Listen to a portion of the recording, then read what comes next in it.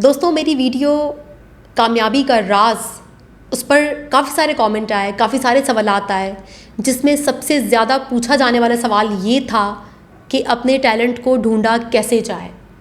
अब चूँकि ये सवाल अपने आप में बहुत कॉम्प्लेक्स है, बहुत पेचीदा है, इसका जवाब मैं क्या कोई भी आपको नहीं दे सकता, क्योंकि कोई फिक्स फार्मूला है ही नहीं।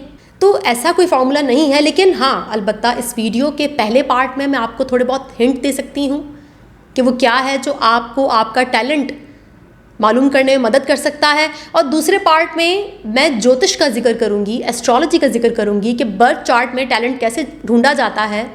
तो दूसरा पार्ट उन लोगों के लिए है जो ज्योतिष पर यानी कि एस्ट्रोलॉजी पर बिलीव रखते हैं, और जो नहीं रखते वो उसे स्किप कर सकते हैं। सबसे पहले तो ये बात जान लीजिए कि जो भी मेरे तजुर्बात हैं ज़िंदगी के, ज़रूरी नहीं है दोस्तों कि वो आपकी ज़िंदगी पर भी अप्लाई हों। हम सब इस दुनिया में ना मुख्तलिफ़ कार्ड्स लेकर पैदा हुए हैं।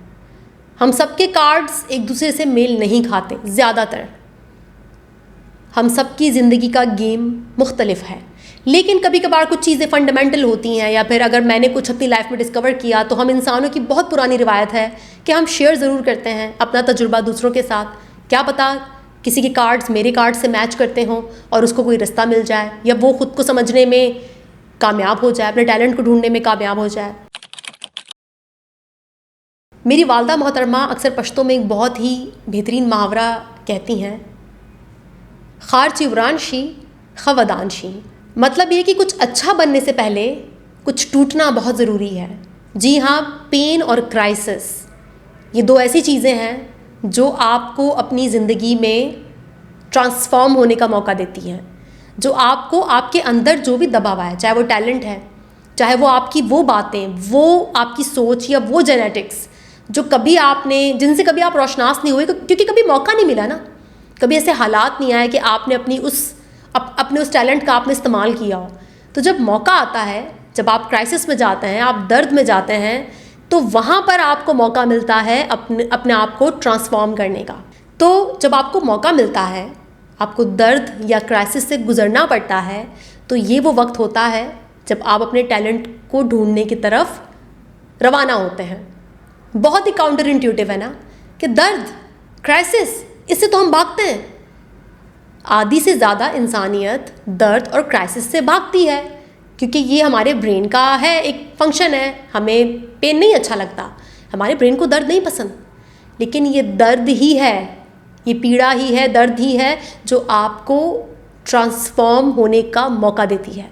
मुझे पता है बहुत से लोग भागते हैं क्राइसिस से, पेन से, दर्द से, लेकिन दर्द अगर है ना ज़िंदगी में, तो बैठकर सोचो कि क्यों है ये दर्द, आपको क्या सिखाने आया है। जी हाँ, दर्द आपको सिखाने आता है, क्राइसिस आपको सिखाने आते हैं। नेचर हमेशा पुरानी चीज़ें तबाह करके नई चीज़ें बनाती है, उसका काम ही ये है, और ये चीज़ उसने हमारे अंदर भी डाली है। अगर ट्रांसफॉर्म होना है, टैलेंट ढूंढना है अपना, तो अगर क्राइसिस से गुजर रहे हो, लाइफ में बहुत पेन है, बहुत दर्द है, इमोशनल पेन है, फिज़िकल पेन है, तो सोचो क्यों है, ये फिज़िकल पेन क्या सिखाने आया है, क्या कर सकते हो इस फिज़िकल पेन का, कहाँ चैनल करोगे ये सब कुछ, क्यों हो रहा है तुम्हारी लाइफ में ये सब, क्यों तुम सफ़र कर रहे हो, क्यों तुम्हारी ज़िंदगी में तकलीफ़ है। तो ये जो आपका फेलियर है, जो क्राइसिस है आपकी ज़िंदगी में, चाहे वो रिलेशनशिप का हो, चाहे वो आपकी लाइफ में फाइनेंशियल क्राइसिस है, चाहे वो आपकी लाइफ में डिप्रेशन है, कुछ भी है, हर दर्द, हर परेशानी आपको कुछ ना कुछ सिखाने आई है, कुछ ना कुछ बताने आई है। तो उसको फेस करें, अपने आप से सच बोलें, दर्द के साथ बैठना सीखें, दर्द से दोस्ती करना सीखें, क्योंकि यकीन माने इस दुनिया में अगर कोई चीज़ सच है ना, जिससे आपकी जान नहीं छूटने वाली, वो है पेन, दर्द, पीड़ा ही सत्य है। मैं हमेशा यही कहती हूँ, ये फ़लसफ़ा मैंने पढ़ा था कि दर्द ही सच है। सच से मत भागो, तुम नहीं भाग सकोगे। आज भाग रहे हो, कल सच जकड़ लेगा तुम्हें, कहीं ना कहीं तो पकड़ेगा ना, गला पकड़ेगा तुम्हारा। तो क्यों ना आज ही उससे सामना कर लो, आज ही क्राइसिस से सक्सेसफुली गुजरने के बारे में सोच लो। तो ये पूरी एक जर्नी है, ये पूरा एक सफ़र है, और ये सफ़र हर इंसान के लिए मुख्तलिफ है। यही वजह है कि मेरे पास कोई फ़िक्स फार्मूला नहीं है। मेरी जर्नी अलग थी, मेरी जर्नी बहुत डिफरेंट थी, लेकिन आप जिस जगह पर काम करेंगे ना, जिस पेन को हील करने की कोशिश करेंगे ना, जिस क्राइसिस को ठीक करने की कोशिश करेंगे, बहुत मुमकिन है कि आपको वहीं से आपका टैलेंट मिले। जी हाँ, मुझे इमोशनल क्राइसिस बहुत था। जाहिर सी बात है, इमोशंस ही काबू में नहीं आते थे, गुस्सा ही इतना था, एंगर ही इतना था। तो कहीं ना कहीं शायद अपना एंगर कम करते करते, अपने ही इमोशंस को मैनेज करते करते, साइकोलॉजी, इमोशंस, इन चीज़ों के बारे में बहुत डीपली पढ़ लिया, समझ लिया, खुद को देख लिया। सबसे बेहतरीन जो आपका सब्जेक्ट होता है ना, वो आप खुद होते हैं, क्योंकि आप अपने आप को बहुत अच्छे से जानते हैं। अपने आप को देखें ना, आप इस वक्त जज्बाती तौर पर या माली तौर पर या जिस्मानी तौर पर किसी तकलीफ से गुजर रहे हैं, तो वो आपके लिए ना आपका एरिया ऑफ इंटरेस्ट होना चाहिए। वो आपके लिए टास्क होना चाहिए कि मुझे अब इसको ओवरकम करना है कि ये क्यों हो रहा है मेरे साथ। अगर मेरे को बैक पेन है बहुत ज़्यादा, या मेरे को नर्व पिंचिंग हो रही है, या मेरे को यूरिक एसिड है, या मुझे कोलेस्ट्रॉल है, क्यों, वाई, क्या ऐसा मेरी ज़िंदगी में चल रहा है, कौन से अमल मेरे इतने ख़राब हैं जो इस तरह से मेरी बॉडी में मैनिफेस्ट हो रहे हैं, ज़हूर पजीर हो रहे हैं। वो अमल दुरुस्त करने हैं। वो इमोशंस जिन्हें दबाया हुआ है, जो कभी महसूस नहीं किए, आपकी एडिक्शंस, सबसे बड़ा टास्क तो आपकी एडिक्शंस हैं, आपकी लत। वो आपको बहुत कुछ सिखा सकती है, उसको ओवरकम करना आपको बहुत कुछ सिखा सकता है ज़िंदगी में। बहुत से ऐसे थेरेपिस्ट हैं जिन्होंने मशहूर किताबें लिखी, जो बेहतरीन थेरेपिस्ट बने, साइकोथेरेपिस्ट बने। पता है कैसे? शुरुआत उन्होंने खुद से की थी। बहुत ही मशहूर किताब है CPTSD, from surviving to thriving, Pete Walker. जी हाँ, वो बहुत ही बेहतरीन साइकोथेरेपिस्ट हैं और क्या ही आला किताब उन्होंने लिखी है चाइल्डहुड ट्रॉमा पर। वो अपनी हीलिंग के बाद लिखी उन्होंने। ये जर्नी उनकी अपनी हीलिंग से शुरू हुई थी। जब उन्होंने खुद को हील किया, वो बेहतर हुए और फिर उस फील्ड में वो एक्सपर्ट हो गए। क्योंकि जब आप अपना सब्जेक्ट खुद होते हैं ना, क्योंकि आप तो 24 घंटे अपने आप के साथ है ना, मैंने तो आपसे कहा, तो आप बेहतरीन तौर पर एक्सपेरिमेंट कर सकते हैं, बेहतरीन तौर पर उस नॉलेज की डेप्थ में जा सकते हैं। दूसरे लोगों को समझने में इंटरेस्ट है, लेकिन अपने आप को समझना कोई नहीं चाहता, जबकि असल गेम ही अपने आप को समझना है। दूसरों की समझ आपको फिर चुटकियों में आ जाती है। जब हम किसी दर्द से गुजरते हैं, किसी क्राइसिस से गुजरते हैं और उस क्राइसिस को सक्सेसफुली ओवरकम करते हैं, तो हमें एक मीनिंग मिलता है, पर्पस मिलता है, ज़िंदगी का मकसद मिलता है, और वो हमारा कैरियर भी बन जाता है और उसमें हम पैसे भी बहुत अच्छे कमाने लगते हैं, क्योंकि हम उस फील्ड के चीते बन चुके हैं। हमने बहुत ही गहराई में जाकर उसको देख लिया, क्योंकि हमने पहले गौते अपने अंदर लगाए, फिर जाहिर सी बात है हम उस फील्ड में भी एक्सपर्ट हो गए। तो ये पूरी जर्नी है। वो फील्ड कोई भी हो सकती है, ज़रूरी नहीं कि जज्बात की फील्ड हो, कोई भी फील्ड हो सकती है, कुछ भी हो सकता है। और ज़रूरी नहीं है कि फील्ड हो, वो आपकी कोई आदत हो सकती है जो आपको आपके बिजनेस में कामयाब कर सकती है। कुछ भी हो सकता है, एनीथिंग। मैं नहीं जानती कि वो क्या है। यहाँ पर मैं फील्ड तो बोल रही हूँ, कोई शोबा तो बोल रही हूँ, लेकिन ज़रूरी नहीं है कि सिर्फ शोबा हो। कोई आदत, हरकत, कुछ भी हो सकती है। कोई सोच, कोई परसेप्शन, आपकी मेंटल क्लैरिटी, एनीथिंग, कुछ भी हो सकता है जो आपको आपके टैलेंट के पास ले जाए, उसके करीब ले जाए। मिसाल के तौर पर मैंने अभी कुछ देर पहले ही अपना मैसेंजर चेक किया फेसबुक का, तो उस पर एक जनाब ने मुझे मैसेज किया हुआ था कि उनको ना नर्व इशू है, नर्व पिंचिंग का बहुत ज़्यादा इशू हो रहा है। तो कोई अच्छा फिजियोथेरेपिस्ट है जिसे मैं जानती हूँ, जिनके पास उन्हें जाना चाहिए। तो ये जो नर्व पिंचिंग है, ये जो कमर का दर्द है, अगर वो इसी पर गौर करें कि ये क्यों हो रहा है, क्या उनका बुरा लाइफस्टाइल है, सारा दिन बैठे रहते हैं, हेल्दी खाना नहीं खाते, इमोशनल पेन है, क्योंकि इमोशनल पेन ही आपको फिज़िकल पेन देता है अक्सर। क्योंकि जितनी भी डिजीज़ होती हैं ना, ज़्यादातर होती हैं साइकोसोमेटिक। नफ्सियात का बॉडी से बहुत गहरा ताल्लुक़ है दोस्तों, याद रखना ये बात। इसलिए अपनी बॉडी का और अपनी नफ्सियात का, यानी कि अपनी मेंटल हेल्थ का, दोनों का ख्याल रखना बहुत ज़रूरी है। ये दोनों एक दूसरे पर असर डालती हैं, दोनों ही आपस में जुड़ी हुई हैं। और बहुत मुमकिन है कि वो जनाब जिन्होंने मुझे मैसेज किया, उनके लिए जो बैक पेन है, जो नर्व पिंचिंग है, ये इस बात की तरफ इशारा कर रही है कि कुछ सही नहीं है उनकी लाइफ में, उनको उसकी तरफ ध्यान देना चाहिए। आपकी बॉडी आपको सिग्नल देती है, body keeps the score. Body बताती है आपको कि कुछ गलत हो रहा है, माइंड भी बताता है आपको कि सही नहीं है भाई, मामलात सही नहीं है, थोड़ा गौर कर लो। लेकिन आप उसको सुन करते हैं, नंब करते हैं, अपने पेन को दबाते हैं। आप ड्रग्स लेते हैं, आप सोशल मीडिया कंज्यूम करते हैं, आप पोर्नोग्राफी कंज्यूम करते हैं, आप सेक्स एडिक्शन में हैं, आप अल्कोहल ले रहे हैं, आप जंक फूड खा रहे हैं, आप दुनिया का हर काम कर रहे हैं, लेकिन आप सिर्फ उस पेन की तरफ जाकर तवज्जो नहीं दे रहे कि ये क्यों हो रहा है, वाई। तो ये आपके टैलेंट की तरफ जाने का एक बहुत ही अनयूजुअल, गैर मामूली तरीका मैंने बताया, जो आपको शायद हंसी आए इस बात पर, लेकिन ये मेरा तजुर्बा है। मैंने आपसे कहा ना, ज़रूरी नहीं कि आप मेरी बात से मुत्तफिक हों। ये वो है जो मैंने डिस्कवर किया, जो मुझे लगता है कि टैलेंट को मालूम करने का बेहतरीन ज़रिया है, क्योंकि ज़िंदगी ना दर्द और क्राइसिस से भरी हुई है।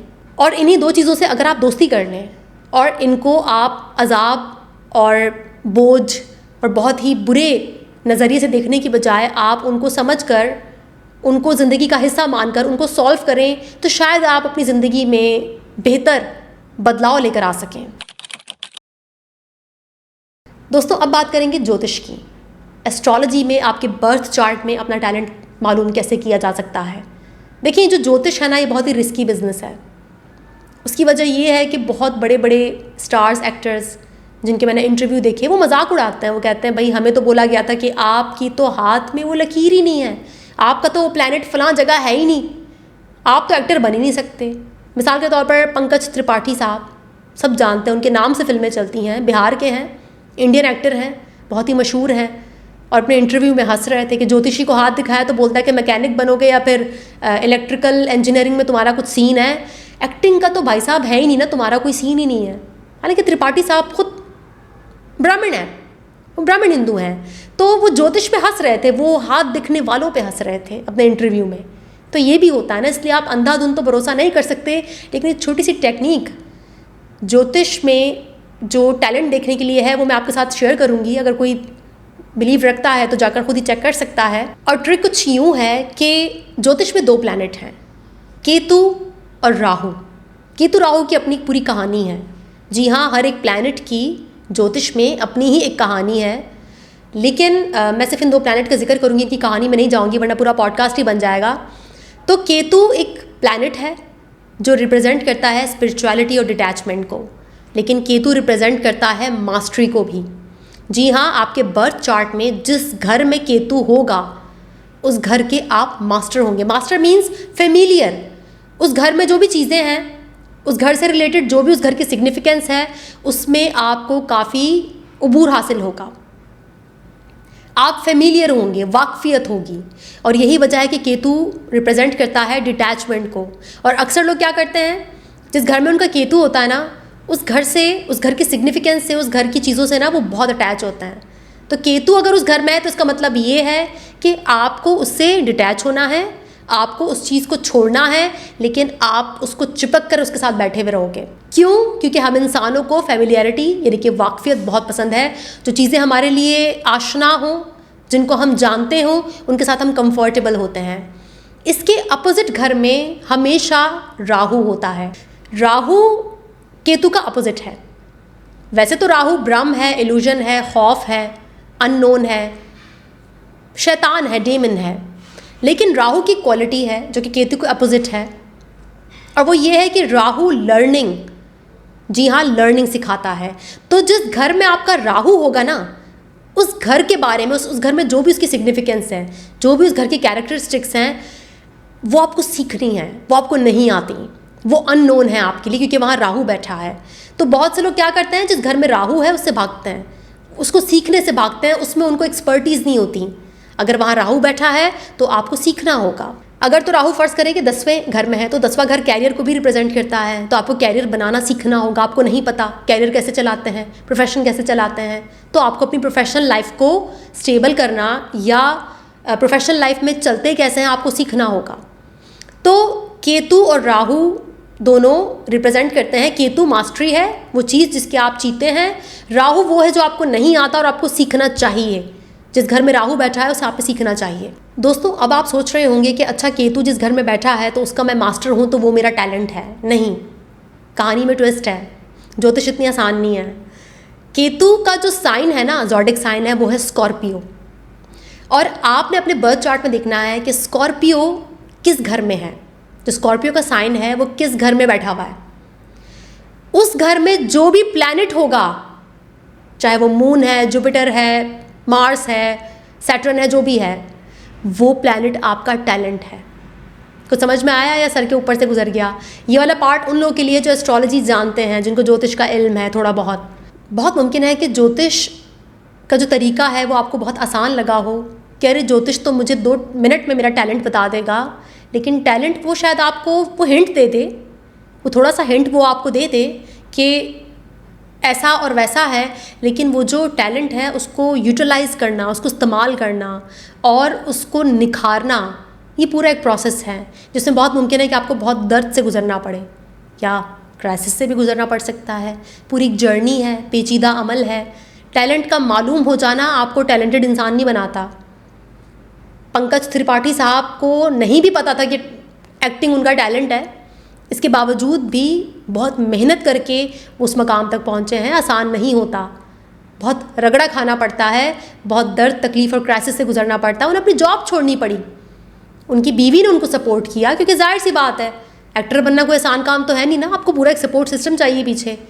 तो उनकी वाइफ ने उनको सपोर्ट किया और वो धक्के खाते रहे स्टूडियोज़ के और ऑडिशन देते रहे, थिएटर जाते रहे, थिएटर में काम करते रहे और पहुँच गए इस मकाम तक जहाँ आज वो हैं।